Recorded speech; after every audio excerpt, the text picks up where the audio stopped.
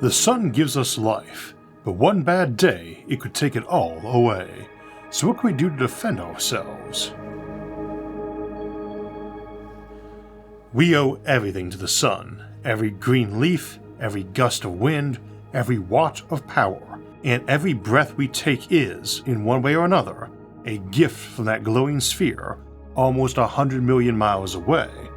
But our star isn't always benevolent. Sometimes it lashes out, and when it does, Earth can find itself in the crosshairs, not of a laser or a death ray, but of something more chaotic, massive bursts of radiation, magnetic storms, and roiling waves of superheated plasma.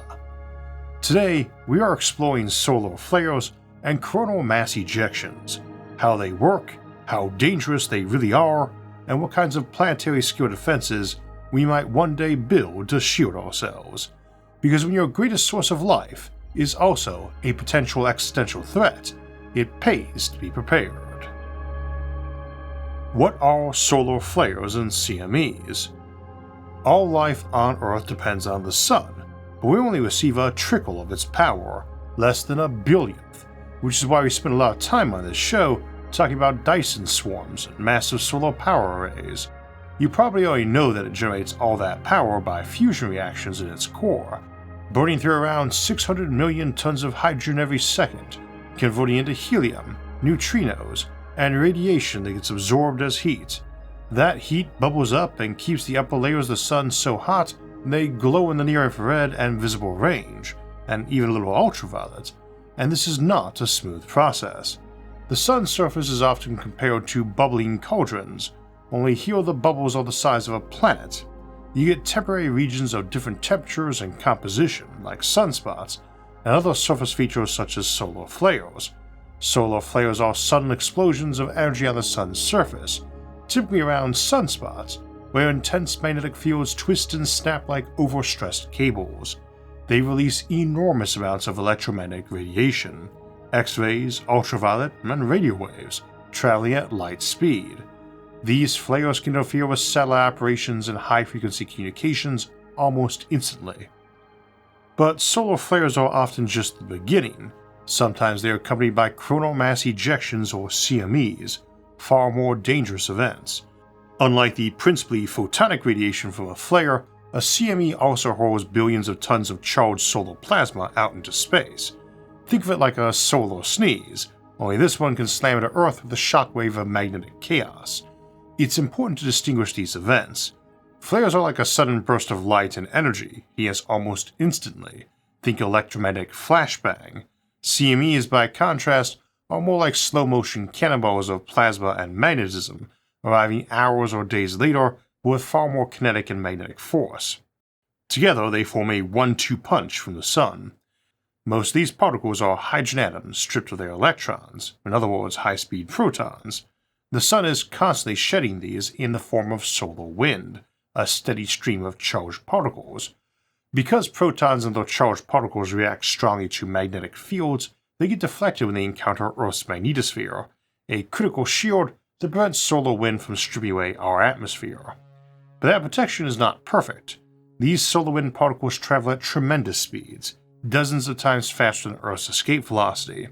When one collides with a molecule in our upper atmosphere, especially another lightweight particle like hydrogen, it can knock both into space, or even set off a chain reaction of ricocheting atoms. This process is one of the main ways Earth gradually loses atmosphere over time, primarily hydrogen and helium, the two lightest elements, and also the most common in the universe and in this solar system. Yet despite their abundance, they are rare on Earth, precisely because of how easily they can escape.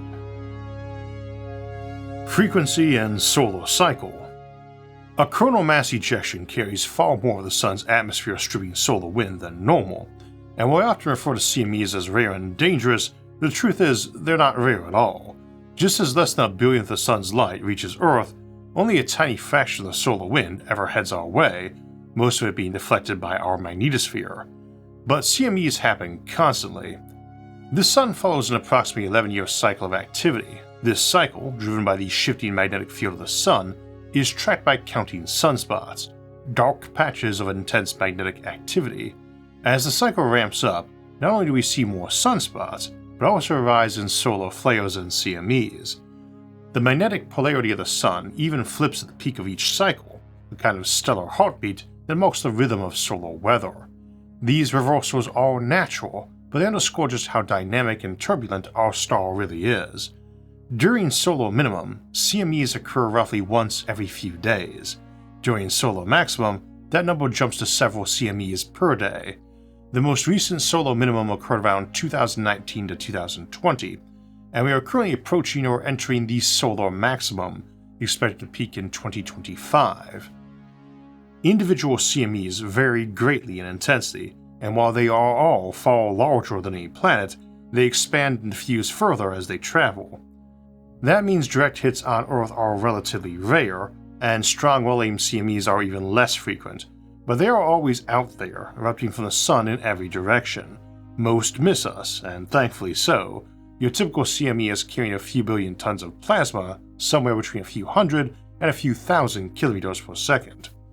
Kinetic energy can range from around 100 billion trillion joules to several hundred times that. For context, the Hiroshima bomb released around 6.3 times 10 to 13 joules. That means a modest CME might carry the energy of several billion Hiroshima bombs, while the largest could outshine every nuclear explosion in history by almost an incomprehensible margin. In thermonuclear terms, we are talking about the equivalent of up to 1 trillion megaton-class weapons, enough to make any science fiction doomsday device look like a sparkler. To put that in perspective, if you detonated one of these every second, it would take over 30 million years to match the energy of a single large CME. That's how much punch they carry, even after spreading out across space. Needless to say, nothing good comes from being in the way of that, even though it's being spread thin by the time it reaches us. If Earth happens to be in the path of a CME, the incoming plasma interacts with our planet's magnetic field, compressing it and dumping energy into the upper atmosphere. This can cause geomagnetic storms strong enough to damage satellites, disable power grids, and even induce currents in pipelines and railroad tracks. In extreme cases, these currents behave like natural EMPs, electromagnetic pulses, that can fry transformers or cause physical damage to electronics even on the ground. Unlike a nuclear EMP, these are generated slowly but over huge areas, making them harder to shield against and more likely to bypass surge protection systems. Consequences for Earth. CMEs vary widely in strength. Some cause little more than spectacular auroras, painting the sky with ethereal light. Others, like the infamous Carrington event of 1859, can have far more serious consequences. That solar storm was powerful enough to knock out telegraph systems across continents, spark fires in telegraph offices, and generate auroras visible near the equator. If a Carrington-class event were to hit Earth today, the effects could be far more catastrophic. Modern society depends on a web of vulnerable technologies. High-voltage power lines could experience massive surges, triggering cascading blackouts like the one in Quebec in 1989, but on a global scale. Satellites could be damaged or disabled entirely, knocking out GPS, weather monitoring, communication networks, and even banking systems that rely on satellite time signals. The International Space Station would be exposed to dangerous radiation levels, as would any astronauts on deep space missions or on the Moon. Even passengers on high-altitude flights could receive significant radiation exposure. This risk grows sharply as we expand space infrastructure. Low Earth orbit is already crowded with satellites, many of which are not hardened against major storms. Mega constellations like Starlink could be knocked offline en masse, and that cascading failure could temporarily blind whole sectors of our digital economy. Even proposed space tourism ventures would need to factor in solar storm safety or face catastrophic liability. Again, ground infrastructure isn't safe either. Geomagnetically induced currents can travel through pipelines, railways, and undersea cables, degrading systems through slow corrosion or sudden failure. Insurance losses from a major event could be measured in trillions of dollars, and the global recovery could take months or years. And beyond the immediate disruption lies the subtle but persistent toll: atmospheric erosion. Each CME event adds to the gradual thinning of Earth's lightest gases, particularly hydrogen and helium. Over geological time, this trickle becomes a river. It's not something that ends civilization in a day, but shapes the long-term habitability of a planet, especially for worlds without strong magnetic fields.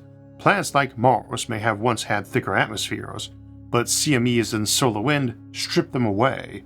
Earth holds on only because our magnetic shield has remained intact so far. Extreme scenarios. Most CMEs miss Earth entirely. Even those that do connect are often modest, buffered by our magnetosphere and filtered by sheer distance. But sometimes the Sun aims true, and when it does, the consequences can be catastrophic. The Carrington event of 1859 remains the gold standard for solar mayhem. Telegraph lines sparked and caught fire, auroras blazed near the equator, and the nascent electrical grid of the 19th century was briefly thrown into chaos. If a similar CME hit Earth today, what some call the Carrington event 2.0, the damage would be orders of magnitude worse. Satellites could be disabled or destroyed, GPS, internet, and global communications could fail. Power grids might experience continent-wide blackouts, and because transformers take months to manufacture and replace, some outages could last for weeks or even months. And the Carrington event wasn't the strongest CME the Sun can produce. In fact, astronomers now suspect the Sun has erupted with even stronger storms in the distant past, events that left their mark in radioactive isotopes like carbon-14 embedded in tree rings and polar ice. The Miyake events of 774 and 993 AD are some of the most prominent candidates, each potentially dozens of times more powerful than the Carrington flare. These historical signatures suggest we've only seen a mild sampling of the Sun's potential. We don't know exactly what caused them, but the implication is clear. The Sun can do worse.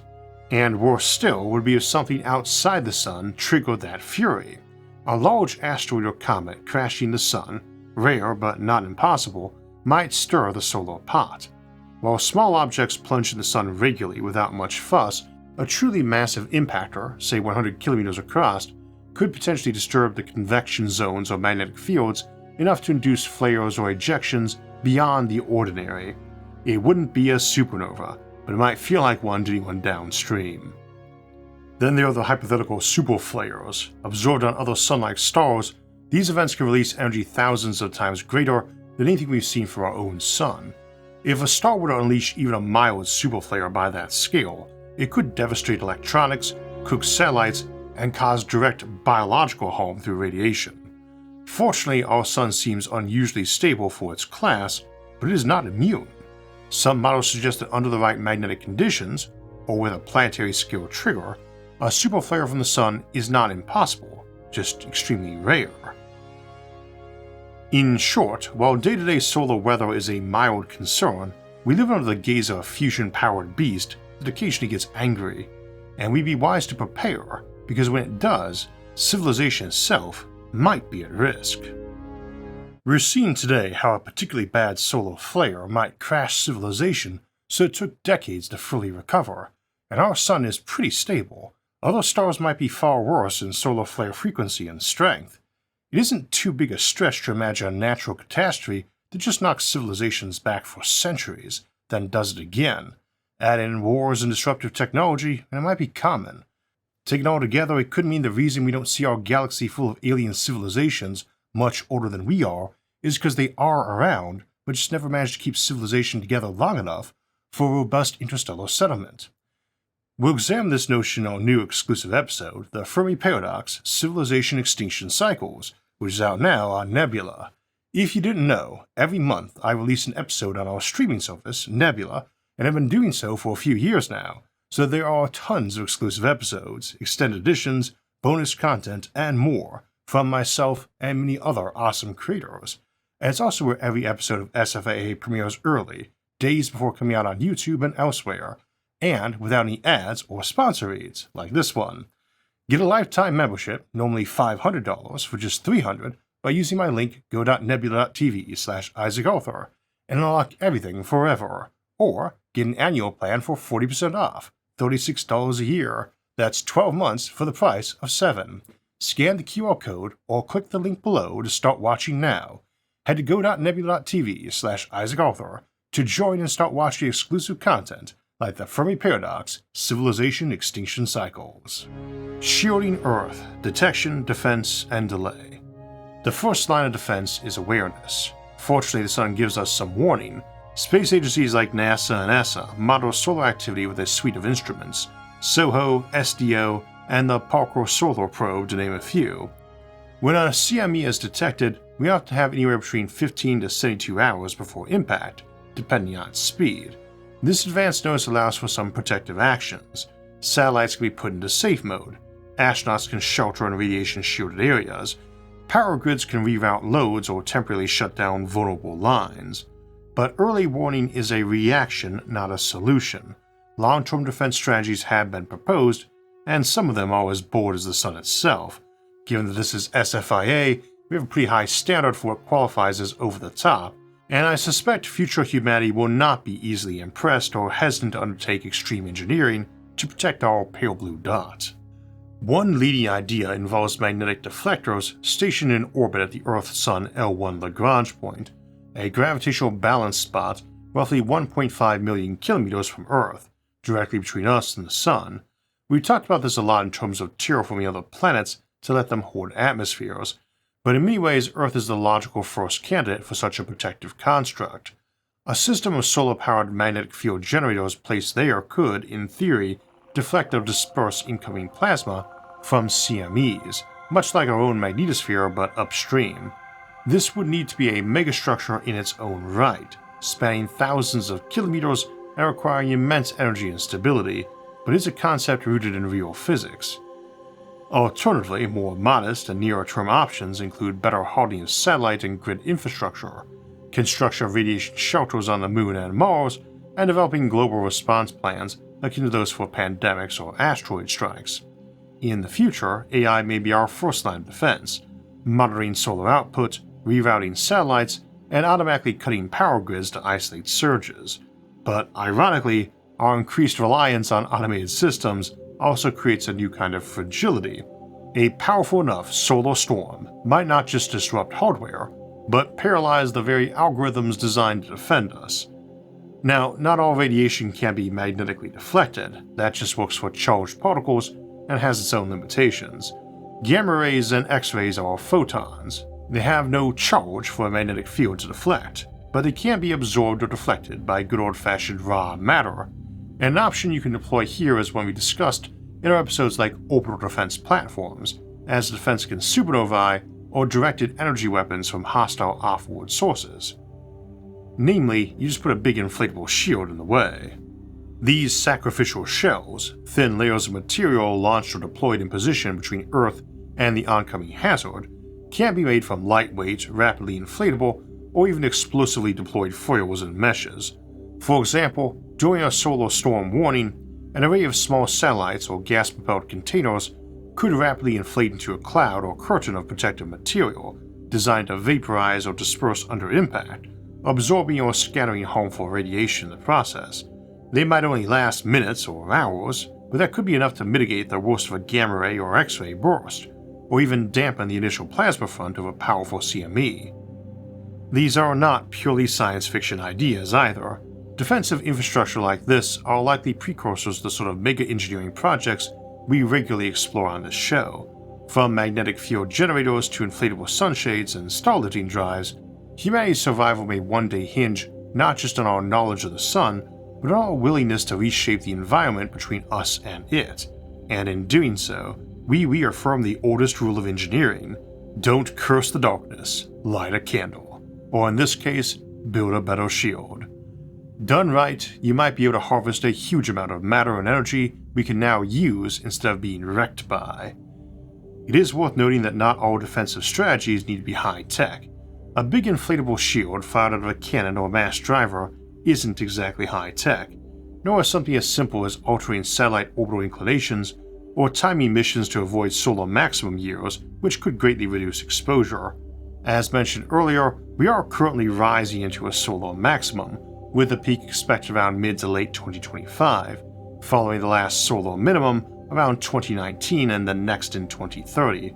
This is a particularly important time to be watching the sun carefully. The more ambitious the civilization, the more important it becomes to prepare, not just for the deep cold and darkness of space, but also the bright fury of the star we orbit. After all, Earth's greatest existential threat may not come from beyond the stars, but from the one we see every morning. It is possible, perhaps even likely, that a Lagrange point deflector to protect Earth could become standard hardware for all inhabited planets, even for smaller outposts on minor planets, especially in more volatile solar systems. Sometimes we even speculate on preemptive stellar engineering, not just shielding ourselves, but modifying stars to reduce flare risk. Perhaps future civilizations will see their stars with magnetic dampers or gravitational stabilizers to quiet solar turbulence, in the same way we build levees or reservoirs on flood-prone rivers. Back home in a more built-up future, we might even place a ring of deflectors around the sun's equator, steering charged particles away from the ecliptic and toward the poles, sparing the main habitable zone. In fact, an upscaled version of this concept closely resembles the star-lifting process we often reference on the show, used for mining stars of their heavy elements and extending their lifespans. Closing reflections. The Sun is not just a distant star, it's our engine of life, the fire that fuels our world. But like any fire, it must be respected, and occasionally feared. It is both creator and potential destroyer, capable of nurturing civilizations or knocking them back into the dark. Our growing dependence on delicate technologies, satellites, electronics, power grids, makes us more vulnerable to solar temper tantrums than ever before. But we are not helpless. With vigilance, foresight, and ingenuity, we can shield our world from the worst our star can throw at us. As we look toward a future filled with space habitats, lunar bases, and Martian colonies, protecting ourselves from solar storms will become as vital as air and water. We will need better forecasting, stronger shielding, and maybe even megastructures designed to tame the sun's wrath. Such megastructures may sound fantastical now, but in the context of long-term space colonization, they could become essential infrastructure. Shielding an O'Neill cylinder or a Martian city might call for magnetic deflection fields or vast solar pump lasers to ionize and redirect incoming plasma storms.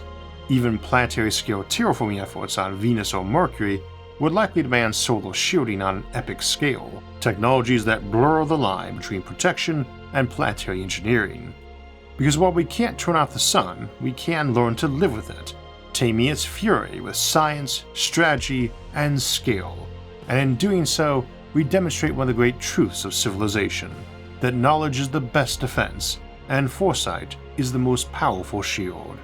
Actually, that's not true. We can turn off the sun, but that's a mega project for another day.